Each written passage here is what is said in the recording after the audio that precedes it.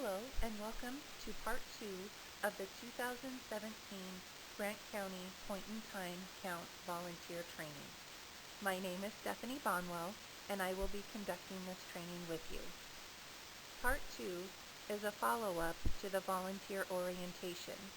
If you are a new volunteer or are looking for a refresher on the point-in-time count, please be sure to watch part 1 of the training if you haven't already.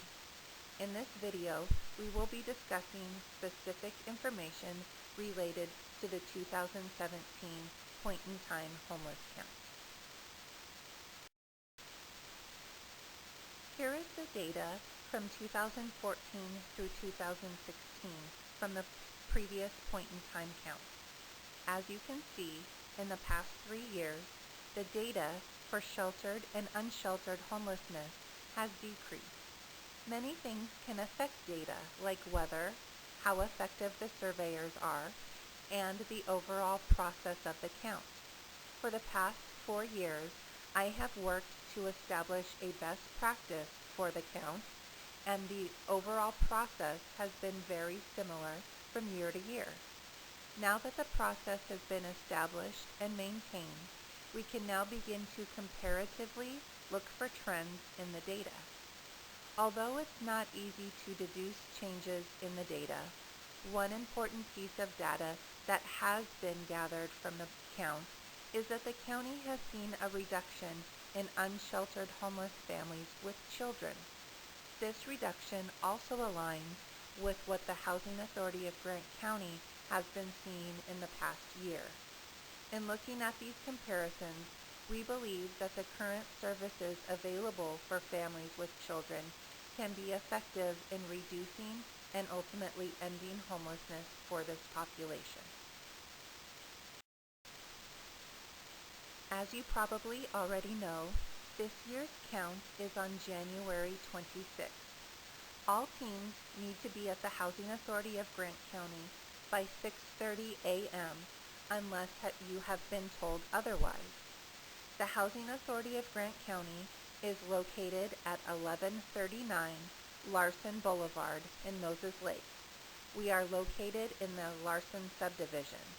You can park on the street in front of our office or in the parking lot behind the building.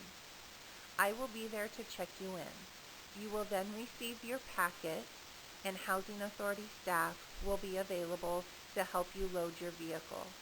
Remember, whoever is driving will need to clean out their vehicle in anticipation of loss of supplies. Once all your team members are ready, feel free to head out to your assigned area. Let's talk about the packet your team will receive the morning of the count. In it, you will find plenty of blank surveys. You will also have a survey that is already filled out as an example for you. You will also have copies of an emergency services brochure. Feel free to leave this brochure with anyone who wants it, and you can also leave it at various agencies as well. You'll also have lanyards listed with the point-in-time count. These come in handy and can help with safety. Please wear them while you are in the field, and don't forget to return them into your packet once you are done. You'll also have a map of your area and a list of key people to contact while in the field. This will be the same list that I emailed you prior to the count. You'll also have my contact phone number during the count in case you have any issues or questions. The envelope serves as an area to write notes on. This envelope is used from year to year, so feel free to write anything that may be pertinent for next year. For example, was there someone who was helpful that should be contacted again next year? Or is there a community agency that was helpful that we will want to be sure to contact? Some teams also gather business cards from those who were helpful. These will be kept in the envelope from year to year. Let's talk about the survey form, the reason why we do the point-in-time count. For those volunteers who participated last year, you will see that the form has changed very little. It is still two-sided, and we will look at the second side in a minute. In your packet, you will have a sample form already filled out, so you have something to reference when completing the survey. All information gathered on this form is used, so it's very important to get as much information as you can from the individual. So let's talk about the first box. You'll see it located at the orange number 1 on your screen. It's asking, where did the person stay last night? Please focus on those who are currently unsheltered, meaning that they may have stayed out of doors, in a vehicle, in an abandoned building, or a structure lacking any amenities like water, restroom, heat, and the ability to cook hot food. Remember, please focus on people who were in this situation last night. It's very common for homeless individuals to go from sheltered to unsheltered, and they bounce back and forth quite regularly. So it's really important to focus on those who were unsheltered last night. Also, if you are gathering third-party information about someone who is homeless, please be sure that the person you are gathering information from is positive that the individual was homeless on the night before the count. For this count, we do not focus on those who are temporarily staying with family or friends, staying in a hospital, or in jail. Those choices are on the form, and you will see them on the right-hand side, but they are not considered to be homeless, and we do not report this information. The next section, which is the pink number 2, looks specifically at chronic homelessness. Have they been homeless for a year or more? How many times in the past 3 years have they been homeless? And of those times, do they add up to 1 year or more? Those last 2 questions can be hard to answer for a lot of people.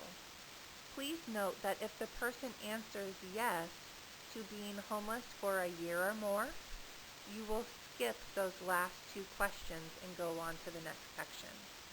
Try to get as much information as you possibly can, but if the person cannot answer one of those questions, you can skip to the next one. The next box, which is at the red number 3, looks specifically at household information. First, you want to list how many people are in the household, how many adults and children. Then you want to list their last known permanent city that they lived in. If there are multiple adults in the household, you can just choose one to be the head of the household and list them first on the line next to the box that says self.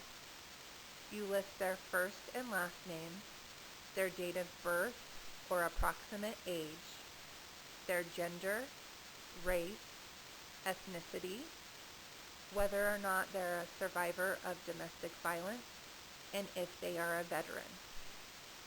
Then you have the disabilities section. If someone has chronic substance abuse, a physical disability that's permanent, a developmental disability, mental health issues, or a chronic ongoing health condition, you would check the box that pertains to the issue the person has. If the person has no disabilities, be sure to check the box None apply. If there are multiple people in the household, list another person, another household member on the form. Remember to list the person's relationship in the first column, the relationship to the head of household that you listed.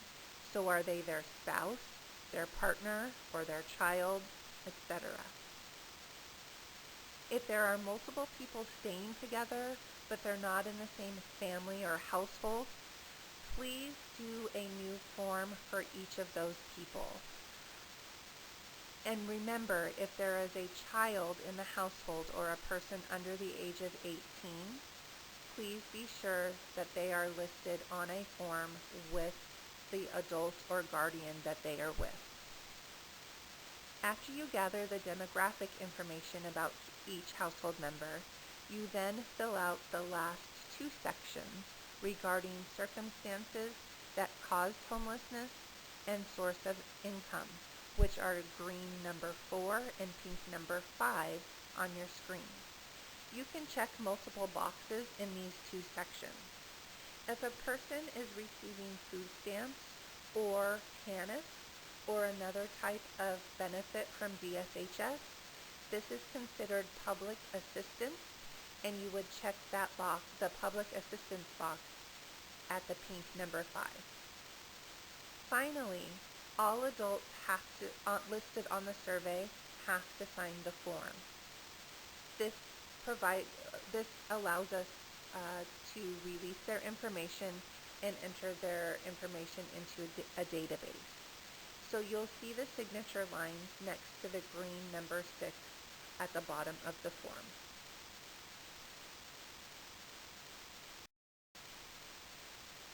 In looking at the back page of the form, you'll first see that there is a spot for someone to list their contact information if they would like help finding housing.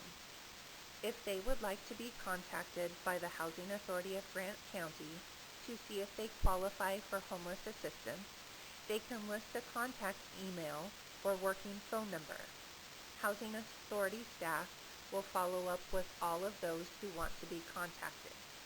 If a person wants help but does not want to give out their contact information or does not have contact information, you can give them an emergency services brochure from your packet.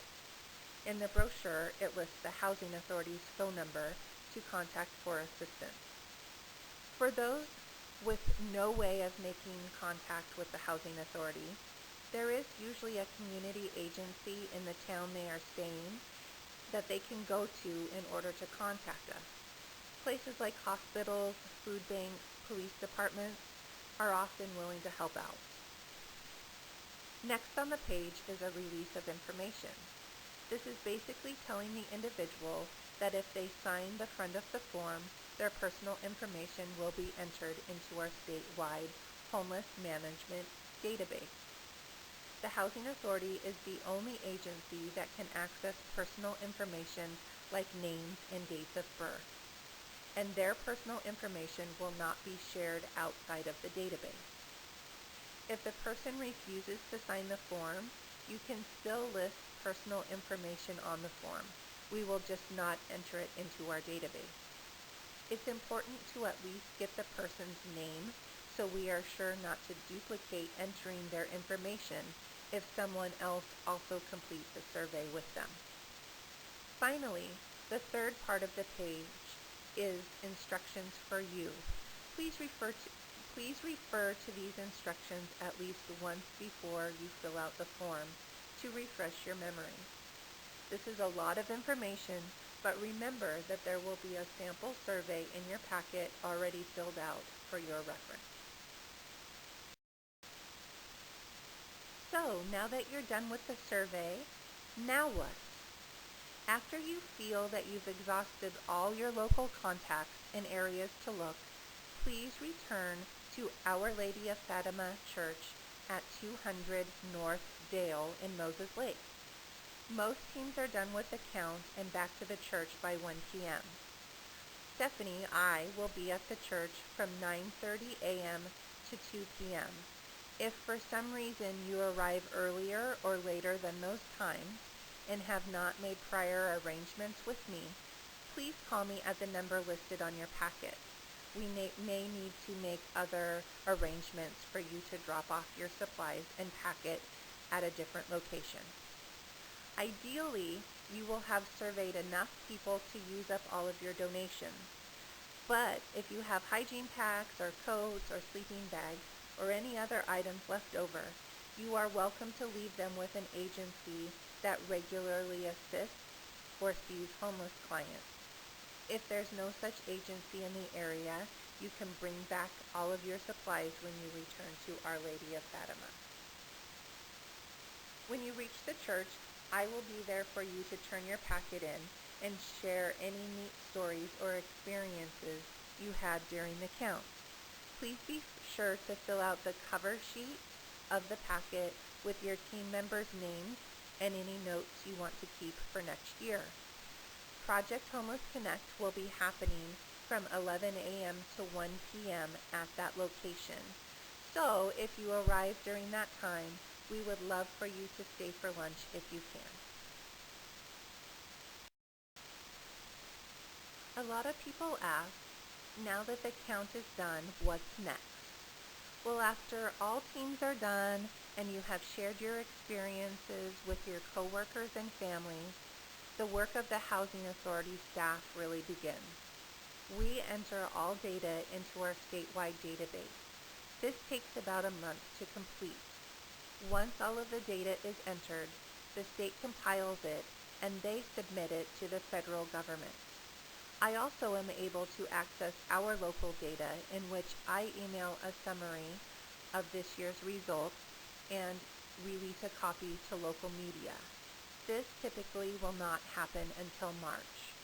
So, if you as a volunteer, if I have your email address, I will definitely send you a copy of this year's results sometime in March.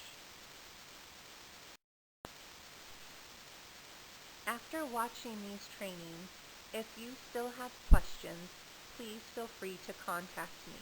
You will see my contact information on your screen.